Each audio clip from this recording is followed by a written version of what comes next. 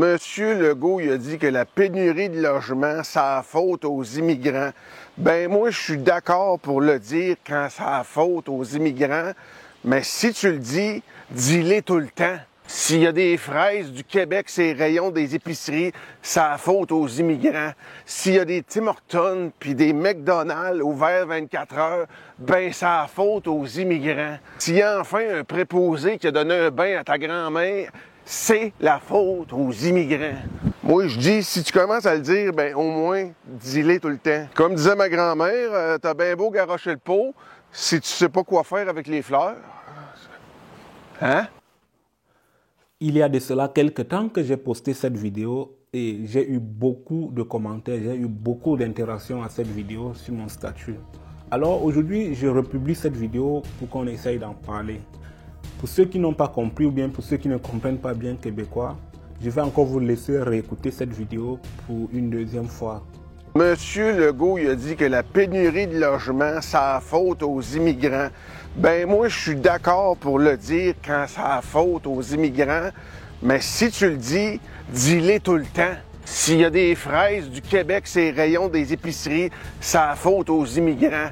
S'il y a des Tim Hortons puis des McDonald's ouverts 24 heures, ben c'est la faute aux immigrants. S'il y a enfin un préposé qui a donné un bain à ta grand-mère, c'est la faute aux immigrants. Moi, je dis, si tu commences à le dire, ben au moins, dis-le tout le temps. Comme disait ma grand-mère, t'as bien beau garrocher le pot, si tu sais pas quoi faire avec les fleurs. Hein?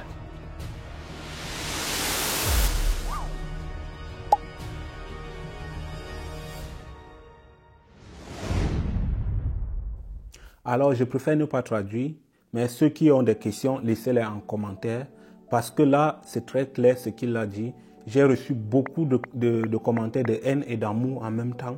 Ce que j'aimerais dire, ce que je reviens sur cette vidéo pour dire, c'est que au Québec, ou encore particulièrement au Québec, l'immigration, ça ne se décide pas par des étrangers, ça se décide par le gouvernement. Et tant bien que les étrangers ont un bénéfice dans l'immigration, aussi de même le Canada en bénéficie. Ça c'est très clair, je ne vais pas rentrer dans les détails.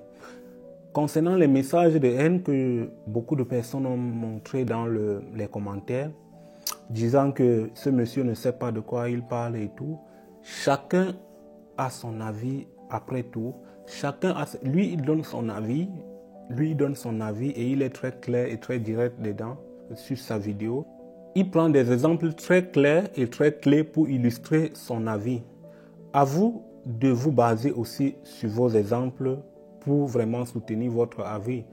Il ne dit pas les mensonges seulement, il ne dit pas les mensonges en tout cas, c'est très vrai. Il y a vraiment beaucoup de places où quand tu arrives, tu dis merci aux immigrants. Tu dis merci au système de l'immigration. Tu t'imagines seulement souvent un seul instant si ces gens n'étaient pas arrivés. C'est vrai que peut-être il devrait avoir des mesures alternatives, mais à un moment donné, il faut s'arrêter et dire des mots de reconnaissance quand il le faut.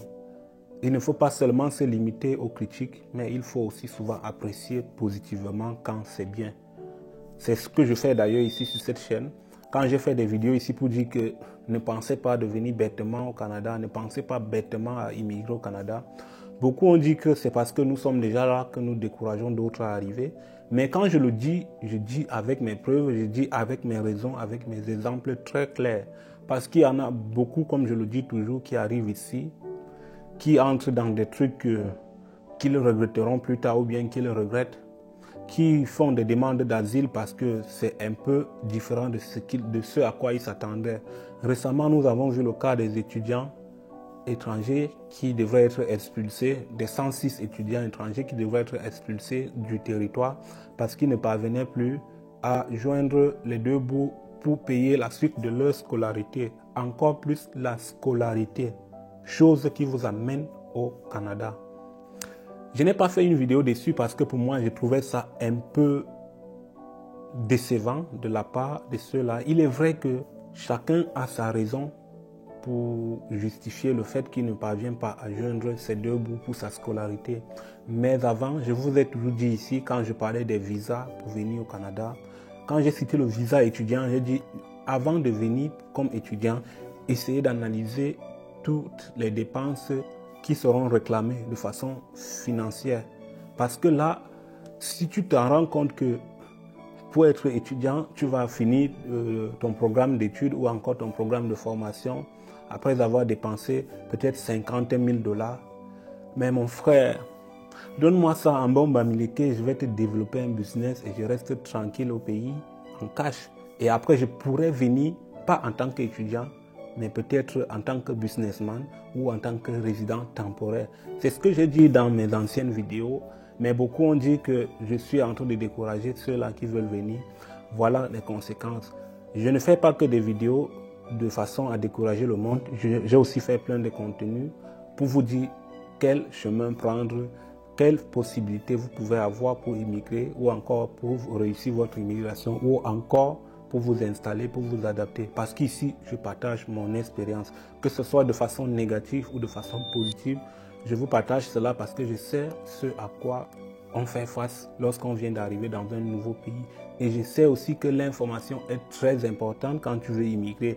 Parce que avant d'immigrer, moi, je me suis beaucoup informé. J'ai eu beaucoup de personnes qui m'ont aidé avec leurs vidéos, là où j'ai pris des décisions très fermes qui m'ont permis de comprendre certaines choses avant d'arriver sur le territoire. C'est d'ailleurs l'objectif de cette chaîne aussi, de vous partager mon expérience afin de vous aider. Même si c'est 2 ou 3 personnes par vidéo que j'aide, au moins je serais fier que ceux-là puissent se réjouir d'être aidés par un de mes conseils ou une de mes expériences.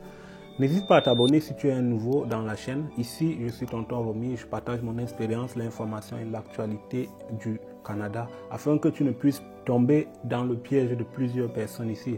Rejoins-moi aussi à l'événement qu'organise cette fin d'année C'est Facile à Montréal. C'est le GFAC de C'est Facile qui organise un événement qui va réunir des nouveaux arrivants ainsi que des anciens.